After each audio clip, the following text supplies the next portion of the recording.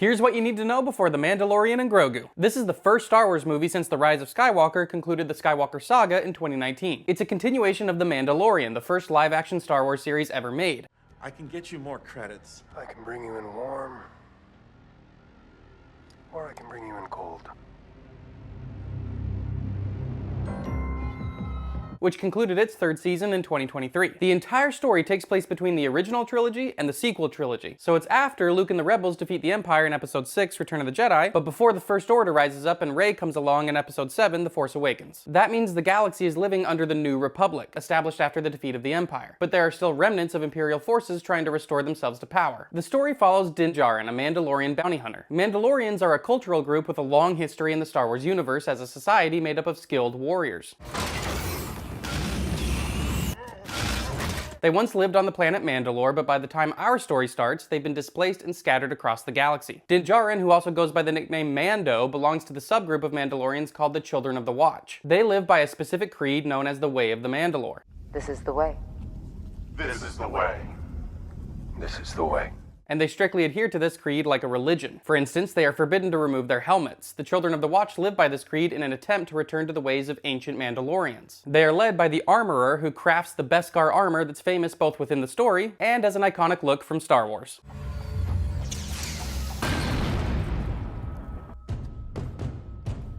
Working as a bounty hunter and mercenary, Mando is hired to capture a 50-year-old target alive. Despite his age, that target ends up being... I would like to see the baby. An infant. Fans referred to him as Baby Yoda, but he is not Yoda. He belongs to the same species as Yoda, but his name is Grogu.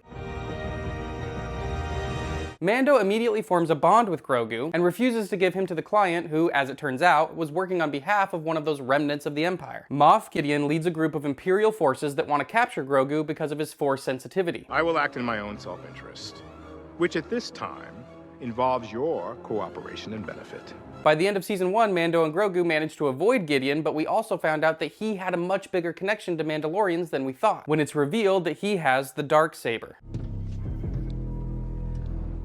The Darksaber first appeared in the Clone Wars TV series. It's a kind of lightsaber that was created by Tar Vizsla, the first Mandalorian to become a Jedi. Over many years, the Darksaber became the symbol of Mandalorian leadership, like a king or queen's crown. The Darksaber had to be won in combat, but whoever possessed it was deemed the leader of Mandalore. Only the strongest shall rule.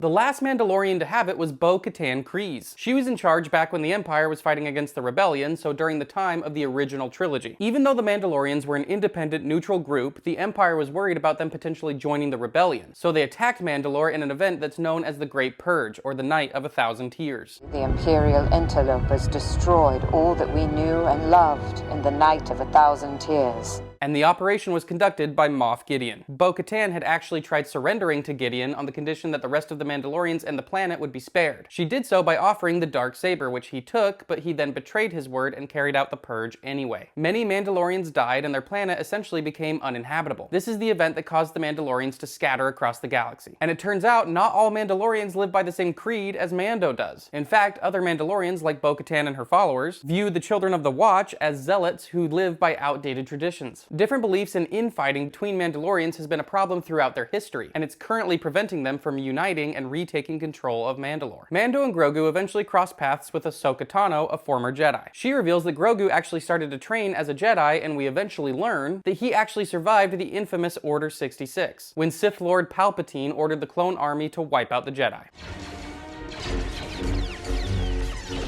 By the end of Season 2, Moff Gideon has tracked down Mando and Grogu once again. Mando manages to defeat Gideon in combat, meaning that he now wields the Darksaber. But he also sadly agrees to part ways with Grogu so that Grogu can train to be a Jedi once again with none other than Luke Skywalker himself. But before Grogu leaves, Mando decides to break his creed and remove his helmet so that Grogu can see his face.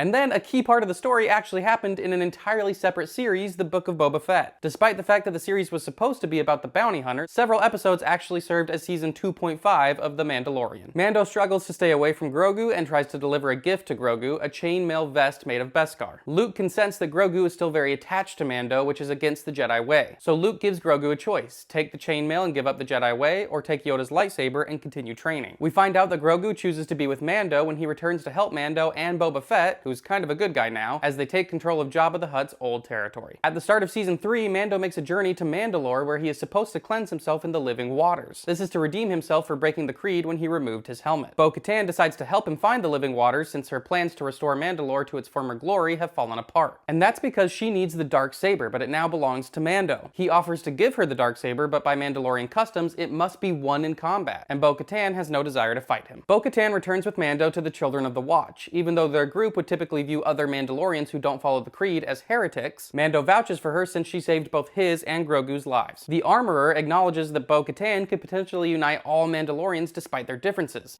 Mandalore must all come together. You have walked both worlds.